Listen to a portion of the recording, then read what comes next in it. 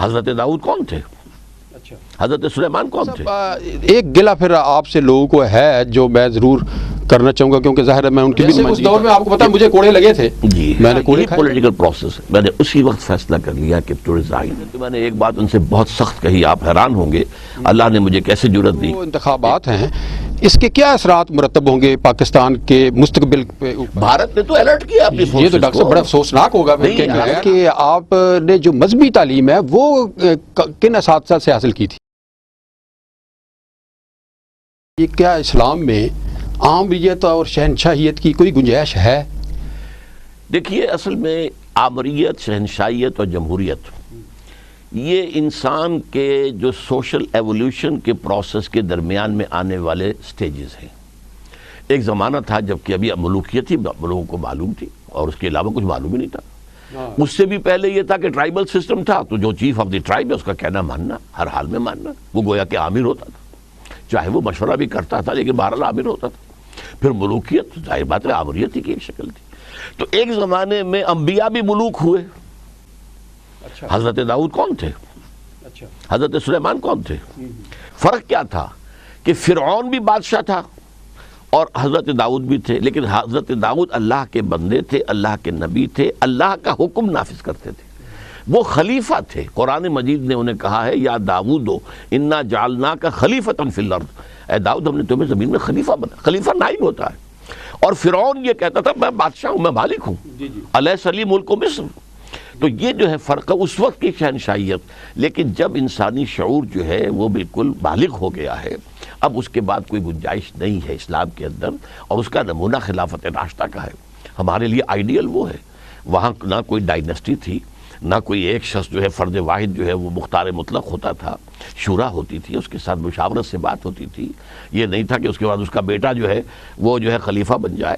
حضرت علی سے کہا بھی گیا کہ آپ وصیت کر جائیں حضرت حسن کو، آپ نے کہا نہیں میں تو نہ تمہیں روکتا ہوں اور نہ تمہیں حکم۔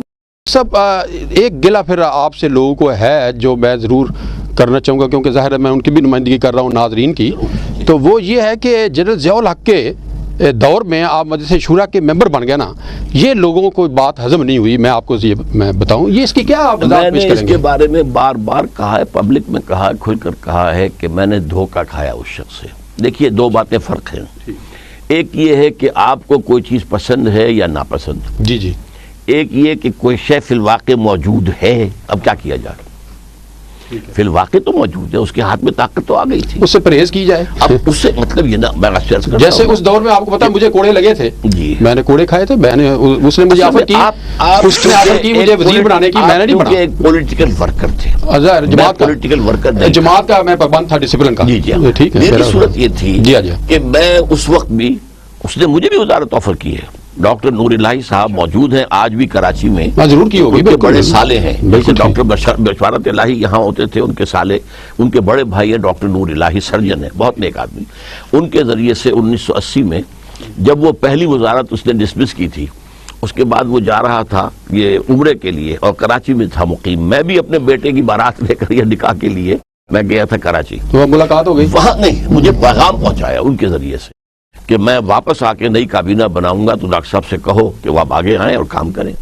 میں نے ان کو جواب دیا کہ نہیں، اول تو یہ کہہ دیجئے کہ میں اس کا اہل نہیں ہوں، میرے اندر اس کی صلاحیت نہیں ہے، ثانیاً آپ نے ہمیں کچھ کرنے نہیں دینا، آپ کے اوپر تو اصل کنٹرول جنرلوں کا ہے، اور آپ بدنام ہمیں کریں گے کہ انہوں نے کچھ نہیں کیا، کر ہم نہیں سکیں گے، اس لیے میں نے صاف کورا جواب دیا۔ البتہ اس کے بعد جب اس کی آفر آئی ہے شورا کی، اب وہاں میرے سامنے سوال یہ تھا کہ میں اس ملک کا ایک شہری ہوں، جمعہ کا خطبہ دیتا ہوں میں مسجد دارالسلام میں، اس خطبے میں یہ تنقید بھی کرتا ہوں ضیاء الحق پر اور اسے مشورے بھی دیتا ہوں۔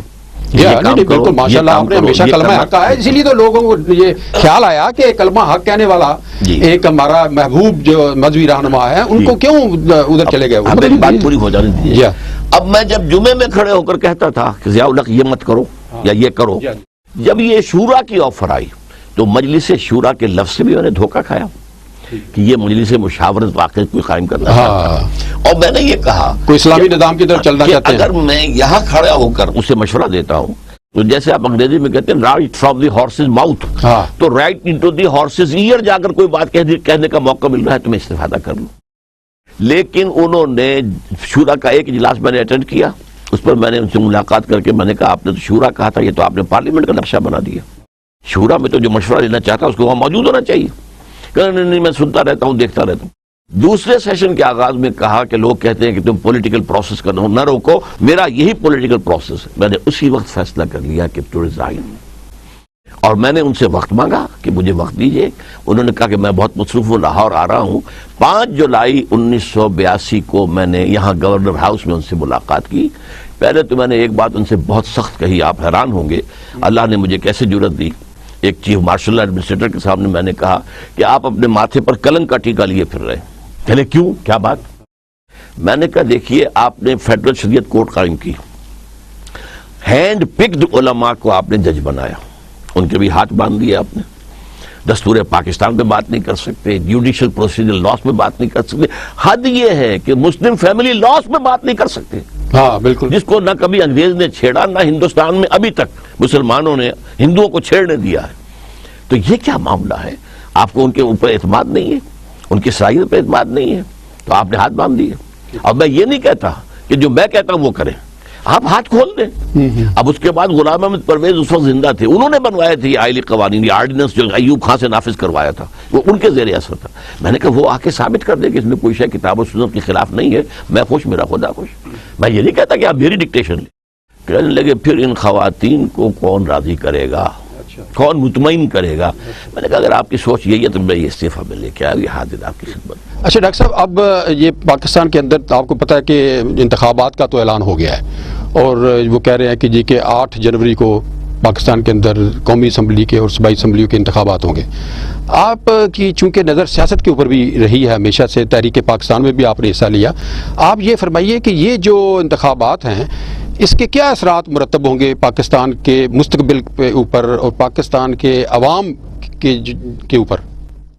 اصل میں تو انتخابات سے پہلے بہت بڑا خطرہ محسوس کر رہا ہوں جی، اور وہ خطرہ یہ ہے تو میرے نزدیک پاکستان کے وجود کے لیے خطرہ ہے کہ اب جو صورت بن گئی ہے، بے نظیر صاحبہ کی بھی جو ان کے ساتھ گفت و شنید تھی وہ کٹ گئی ہے، اور میں سمجھتا ہوں کہ اب بے نظیر صاحبہ جو ہیں پوری طرح پختہ ہو چکی ہیں، اور اب میں سمجھتا ہوں کہ پی این اے کے لیول کی تحریک چلنے کا خطرہ اس ملک میں موجود ہے، امکانات ہیں۔ اس لیے کہ جو تحریک وکلاء نے شروع کی تھی، واقعی ٹھیک بات ہے، وہ ظاہر ہے کہ وہ ایسی سپونٹینیس تھی، بالکل بالکل، وہ اندازہ نہیں وہ ابھی تک لوگوں کے دلوں کے اندر ہے۔ بلکہ میں آپ کو اپنے دل کی راز کی بات بتا دوں، میں پاکستان کے مستقبل سے مایوس ہو چکا تھا۔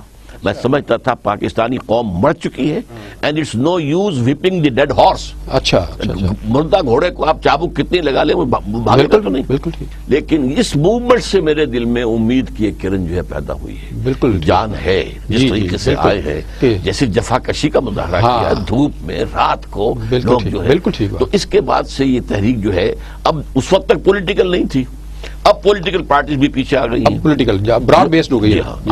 اب اس پر جو ہے نواز شریف صاحب تو ڈٹے بیٹھے، وہ تو ایک انچ ہٹنے کو تیار نہیں۔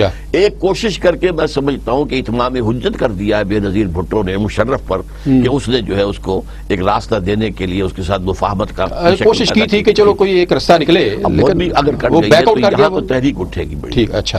اور اس تحریک میں اگر کہیں بدامنی پیدا ہو گئی تو قیام امن کے لیے کہ ڈی سٹیبلائز نہ ہو جائے پورا ریجن، آپ کی نیٹو فورسز جو ہیں ویسٹ سے داخل ہوں گی، اچھا، اور بھارت مشرق سے آئے گا۔ اس خطرے کو آپ دیکھ رہے ہیں؟ اچھا، بھارت نے تو الرٹ کیا اپنی فورسز کو۔ یہ تو ڈاکٹر صاحب بڑا افسوسناک ہوگا کہ غیر ملکی فوج جو ہے وہ ہماری سرزمین پہ۔ بھارت نے اپنی فورسز کو الرٹ کر دیا ہے، تیار رہو، ہو سکتا ہے ہمیں کسی پڑوسی ملک میں امن قائم کرنے کے لیے دخل۔ گویا کہ 1971 کا ایکشن ریپلے، اس وقت بھی جو اب ہو گئے تھے حالات مشرقی پاکستان میں، تو اسی طرح کے آپ دوبارہ پھر ہو رہے ہیں، اگر یہاں ہو گئے تو وہ کریں گے۔ ڈاکٹر صاحب یہ جو خطرات جن کی نشاندہی آپ نے کی ہے، تو اس سے بچنے کا کیا پھر کوئی حل؟ بچنے کی اصل کنجی تو ہے ہاتھ میں پرویز مشرف کے۔ اگر وہ واقعتاً جو کہتا ہے کہ Pakistan first of all Pakistan, تو اسے چاہیے کہ اس وقت اپنے اقتدار کو مقدم نہ رکھے، پاکستان کو مقدم رکھے، اور جو مطالبے نواز شریف بھی کر رہے ہیں اور اب بے نظیر بھٹو بھی کر رہی ہیں، دونوں عہدوں سے جو ہے وہ استعفیٰ دیں، اور جو بھی آرمی چیف کے حوالے کریں، اور ویسے جو ہے میں نے اس سے پہلے کہا تھا کہ سمروں کو انہوں نے بنا دیا ہے وزیر اعظم، اسے ہونا چاہیے کہ وہ صدارت کو سنبھالے دستور کے مطابق، اور وزارتیں وہ بنے جن میں کوئی سیاسی آدمی نہ ہو، اور نیشنل کنسنسس کریٹ کیا جائے۔ سارے کے سارے، میں پوائنٹڈلی کہہ رہا ہوں، سارے کے سارے ججز ہونے چاہیے، اور وہ ججز جنہوں نے کبھی کسی پی سی او کے تحت حلف نہ اٹھایا ہو، اور الیکشن فری اینڈ فیئر ہوں واقعی حقیقی طور پر، اگر یہ ہو جائے، اور تاکہ قوم کو رستہ نکالے۔ لیکن دوسری طرف میں مشورہ دیتا ہوں ان سیاسی جماعتوں کو بھی، ایجیٹیشن اگر کرتے ہیں، میدان میں آتے ہیں، تو امن برقرار رکھنے کو اپنی ذمہ داری سمجھے۔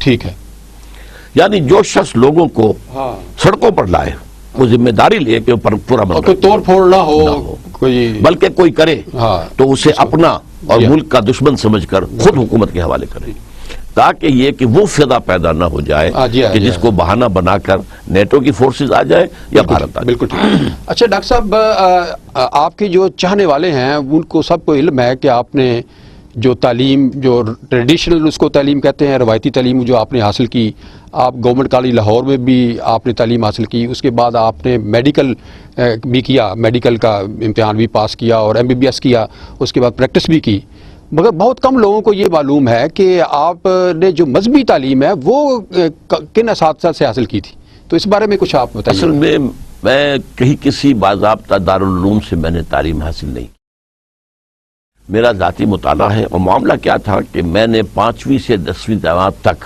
ہائی اسکول میں عربی زبان پڑھی سبجیکٹ کی حیثیت سے، تو عربی کی گرامر پر اللہ تعالیٰ نے مجھے اچھا اس کا فہم عطا کر دیا۔ فارسی بھی پڑھی تھی؟ نہیں، فارسی نہیں، عربی۔ اچھا، اس کے نتیجے میں یہ ہے کہ قرآن مجید سے میرا ایک ربط قائم ہوا، اس پر میں غور بھی کرتا تھا، اور پھر میں نے اس مطالعے میں اور دوسرے لوگوں سے میں نے اپنی سورسز گنوائے ہیں۔ علامہ اقبال اور doctor Rafi Uddin, they are one of my sources.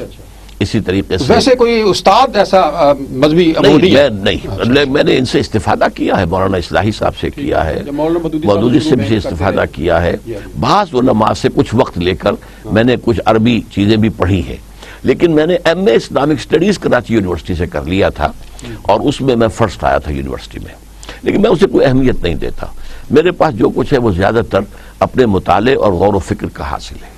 ٹھیک ہے، کچھ عرصہ آپ ڈاکٹر صاحب جماعت اسلامی میں بھی رہے، پھر اس کے بعد ظاہر ہے آپ کے کوئی اختلافات پیدا ہوئے، اس وقت جب انہوں نے فیصلہ کیا جماعت اسلامی نے کہ انتخابی سیاست کریں گے، تو اس کے اوپر آپ کے کوئی ڈفرینسز پیدا ہوئے، آپ نے اس کو چھوڑ دیا، لیکن ایک حلقہ ایسا بھی ہے جو یہ محسوس کرتا ہے کہ شاید چونکہ مولانا مودودی صاحب کی موجودگی میں آپ امیر نہیں بن سکتے تھے، تو اس لیے آپ نے علیحدگی اختیار کر لی اور اپنا ایک ادارہ بنا لیا۔ یہ بڑی مذاق خیز سی بات ہے، مولانا مودودی کا میرا فرق بہت تھا، میں ان کے بیٹوں کا عمر تھا۔